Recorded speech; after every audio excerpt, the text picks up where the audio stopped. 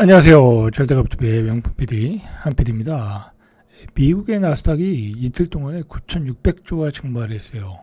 9,600조면은 대한민국의 시가총액이 넘어요. 자, 이것을 뭐라고 하냐면 팬데믹급 폭락이다. 단기간에 자 보시죠. 한번 차트를 한번 보시죠. 차트를 보니까 고점이 2만을 넘었어요. 2만을 넘었는데 지금 15,000대예요. 15,000대면 어쨌든 뭐 한 대략 5,000포인트가 빠진 거예요. 그러면 한 25%가 빠진 거죠. 25%. 그죠? 25%가 빠진 거예요. 단기간에. 이게 한 두 달도 안 걸렸죠? 이게 주봉이니까 한 두 달 걸렸네요. 두 달 만에 2,000포인트가 빠졌다. 차트상으로를 보면 이제 바닥 근처는 온 거예요. 뭐 이제 더 떨어질 수도 있어요. 바닥 근처는 일단 왔다. 지지선을 보니까 저 월봉을 보죠. 월봉을 보면 더 떨어지겠네요. 그죠? 한 14,000까지도 떨어질 수 있어요. 어떻게 트럼프가 대응하느냐. 그리고 이제 이렇게 떨어진 거는 중국의 보복 관세 때문에 떨어진 거잖아요. 중국에 또 우리 미국이 굉장히 수출도 많이 하고 보니까 타격을 입을 수 있죠. 그리고 아직은 EU에서 보복 관세가 안 나왔거든요. 자, EU도 분명히 보복 관세를 하겠죠. 20%를 두들겨 맞았으니까. 자, 그러면 또 떨어질 가능성이 있겠죠. 아직은 하방이 좀 열려 있는 것 같아요. 자, 이렇게 단기간에 많이 떨어졌다. 자, 그런데 이렇게 보시면, 오르기도 너무 많이 올랐어요. 너무 많이 올라서 사실 기간 조정과 가격 조정을 줘야 되는 타임이 온 거예요. 그 타임에 트럼프의 정책이 자연스럽게 조정 타임을 준 거예요. 뭐 이거 어떻게 계속 올라가겠어요? 계속 올라가도 문제죠. 이렇게 계속 올라가는 동안 사실은 미국이 이 중병에 들었어요. 미국이 중병에 들은 거야. 재정 적자가 커졌고, 그 다음에 제조업은 계속 쇠퇴하고, 그리고 물가는 폭등하고, 그리고 군사 비용으로 너무 많은 지출이 일어나고, 그런데 주가는 자꾸 거품이 만들어지고, 그죠? 자, 그런 상태에서 어떻게 보면, 트럼프가 극약 처방을 한 거죠. 극약 처방. 어떤 트럼프의 어떤 노림수, 우리가 그걸 좀 파악할 필요가 있어요. 왜 이렇게 독약을 썼는가라는 것을 이번 시간에 여러분들이 좀 파악을 하면 좋은 공부가 될 거예요. 제가 이거 하느라고 이제 하루 종일 좀 자료를 뒤져봤거든요. 하루 종일 뒤져봤는데 나름대로의 노림수가 있어요. 노림수가 있고 결국은 이렇게 고율의 관세를 세계 각국에다 퍼뜨려 놓고 협상을 하겠다라는 거죠. 사실 이대로 가면은요, 뭐 세계 경제는 다 경기 침체예요. 아니 뭐 수출이 30-40% 떨어지고 그 다음에 물가는 폭등하고 뭐 결과는 뻔한 거잖아요. 그리고 미국도 마찬가지고요. 제일 이 독약에 크게 다치는 데는 결국 미국이에요. 미국이다. 그리고 잘못하면 세계 패권국을 잃어버릴 수 있는 게 미국이에요. 왜냐면 이렇게 되면 중국과 러시아, 뭐 인도, 제3세계가 뭉쳐버려가지고 하나의 또 경제 블록을 만들어서 뭐 자기들끼리 뭐 수출하고 뭐 기축통화 만들고 그러다 보면 미국은 오히려 미국이 소외가 될 수 있는 여지도 있어요. 이제 그렇게까지는 안 나가겠죠. 자, 그런 관점에서 보시면 된다. 자, 일단은 보면은 자 보세요. 뭐 세계 각국의 증시가 다 흔들려 버렸어요. 자, 대만 한번 볼까요? 자, 대만도 이렇게 많이 떨어졌어요. 대만은 그동안 많이 올랐네요. 여기는 미국보다 더 올랐네. 참 문제가 많아요. 자, 이게 대만은 좋았다. 뭐 많이 베트남 한번 보죠. 베트남. 자, 베트남도 많이 떨어졌긴 했네요. 그죠? 많이 떨어졌어요. 많이 떨어졌는데도 우리보단 덜 떨어졌어요. 그만큼 베트남의 경제가 호황이었다는 거죠. 자, 그 다음에 일본. 자, 일단 독일 한번 보죠. 독일이 중요해요. 예? 자, 독일을 보면, 자, 이렇게, 일봉상으로 이렇게 많이 떨어졌는데, 이렇게 많이 떨어졌는데, 그동안 많이 올랐어요. 거의 미국 주식하고 똑같네요. 그죠? 미국 주식하고 똑같아요. 이렇게 세계 경제에 충격을 주고 있다라는 거 좀 여러분들이 아실 필요가 있고요. 자, 그러나 제가 이제 오늘 미리 말씀을 드리는 것은 중장기적인 어떤 경제 전망을 얘기하는 거고 투자의 관점은 틀려요. 내가 이제 주식을 좀 폭락했으니까 사러 들어가야 된다 한다고 하면 그런 그 트레이딩 타임으로 보면 매수 관점이에요. 많이 빠졌잖아요. 많이 빠졌어요. 우리 주식도 많이 빠졌고 미국 주식도 일단 단기적으로 많이 빠졌기 때문에 트레이딩 관점으로는 매수 타임이다. 제가 블로그에 며칠 전에 올린 글이 있는데 엔비디아가 93달러에서 95달러가 오면 1차 매수를 좀 해야 된다 라고 말씀을 드렸어요. 근데 그게 올까? 했는데 왔어요. 93달러인가 4달러예요 지금. 그러니까 1차 매수 들어가야 되는 거예요. 엔비디아는 설령 여기서 폭락을 해도. 자, 2차 매수는 89달러 88달러 8자가 보이면 사야 되겠죠? 그렇게 사야 돼요. 그리고 3차 매수는 뭐 한 80, 한 2, 3달러 뭐 7자까지 나오겠어요? 7자까지는 안 나와요. 단기적으로는 반등하고 나올 수는 있어도. 자, 매수 주식 그 트레이딩 하시는 분들은 뭐 개인적으로는 매수 타임이 거의 왔다라고 보시면 돼요. 이제 트레이딩 관점에서 저는 살 거예요. 내일 시장에서 뭐 미국 시장 살 필요 없고 왜냐면 미국 시장을 사나 한국 시장을 사나 똑같아요. 한국 시장도 많이 빠졌거든요. 뭐 돈만 벌면 되는 거니까 내가 뭐 미국에 장기 투자할 것도 아니고 한국에 장기 투자할 것도 아니고 돈만 벌면 되는 거니까. 그래서 내일 기준으로 저는 거의 뭐 80% 이상 돈이 들어가지 않을까 저는 그렇게 생각을 하고 있어요. 그러니까 참고하시고 자, 그거와 별개로 우리가 좀 우리 경제, 세계 경제에 트럼프의 관세 폭탄이 어떤 충격을 주는가 좀 봐야 돼요. 아주 제 생각으로는 이런 정책이 계속된다고 하면 그대로 관세가 36% 이상 만약 우리가 수출하는데 적용이 된다고 하면 아마도 2분기는 뭐 별로 그렇게 영향을 안 받는데 3분기 실적 영향을 받고요. 그 다음에 3분기 실적 영향을 받으면서 3분기 결과가 나오면서 우리 기업들 급격한 구조조정 들어갈 수 있어요. 급격한 구조조정 들어갈 수 있어요.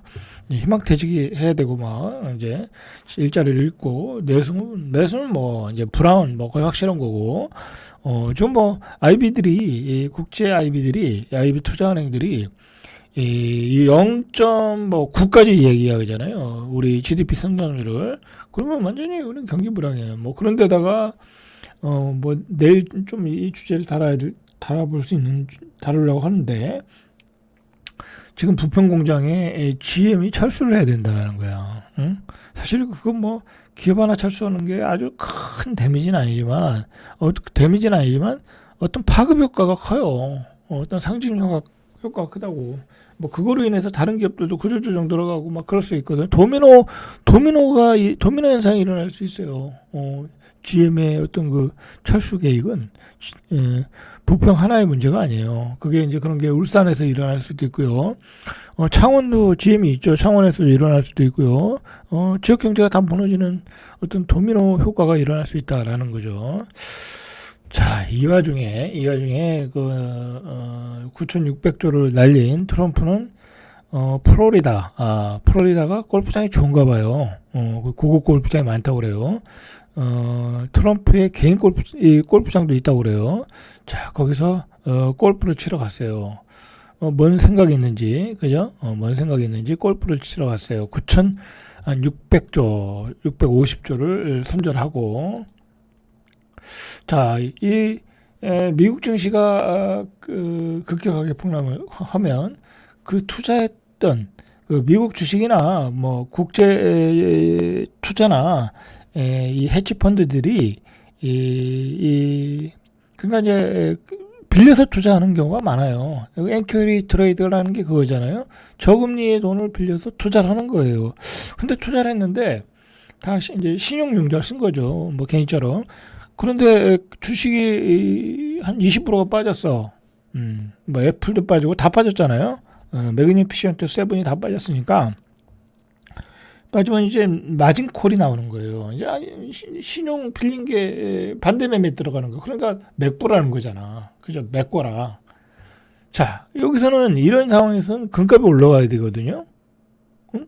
안전자산이 금값이 당연히 올라가야죠. 자, 그러니까 그 안전자산에 투자했던 포트폴리오에 있던 금을 팔아버리는 거야. 마진콜이 나와서. 주식시장에서 마진콜이 나니까 그걸 메꿔야 되니까. 그래서 구축의 금값이 3% 가까이 급락했다라는 거야. 뭐 금은 매수할 타이밍 같아요. 이럴 때는 오히려. 자, 이런 파급 효과가 일어나고 있다라는 거예요. 파급 효과가. 그래서 금 선물이 전일 거래보다 2.9% 떨어졌다. 거의 3%가 떨어졌다는 거예요. 마진콜이 발생하고 있다는 거예요. 그러면 이게 문제가 뭐냐면 주식시장에서 계속 마진콜이 나오는 거야. 떨어졌으니까 반대 매매가 또 나오고 반대 매매가 또 나오면서 주가가 계속 떨어지는 거예요. 지금 미국 주식시장이 10% 20% 이틀 동안 막 계속 떨어지는 10% 20% 가까이 두 달 동안 떨어지는 것은 계속 반대 매매가 나오고 거기다 또 공매도까지 쳐가고 그러면서 계속 떨어지고 있는 거다라고 생각하시면 되는 거예요. 자, 스탠다드 차트의 애널리스트는 금의 경우 마진콜에 대응하는 유동 자산 성격이 있다며 이러한 위험 이벤트, 이런 게 이벤트거든요. 벌어진 이후에 금을 매도하는 것은 자산 포트폴리오에서 금이 할 수 있는 역할이다. 특별한 일은 아니다라는 거죠. 자, 이제 이렇게 보복관세, 중국의 보복관세, 미국의 상호관세, 결국은 무역전쟁이잖아요. 글로벌 경기 침체가 올 수 있다. 만약에 이게 계속 유지가 된다면 그렇게 판단하고 있으니까 구리값도 떨어지는 거예요. 구리는 이 경제의 어떤 경제를 앞으로의 경제 전망을 반영하는 치수거든요. 구리값이 9%나 폭락했다. 그러면 경기 침체의 위험이 고조되고 있다. 자, 그 경기 침체가 온다는 신호를 또 우리가 어디서 알 수 있어요? 구리값 유가죠. 자, 유가도 7.4%나 떨어졌어요. 서부 텍사스산 원유 선물 종가가 배럴당 61.99, 62달러예요. 어마어마하게 싼 거죠.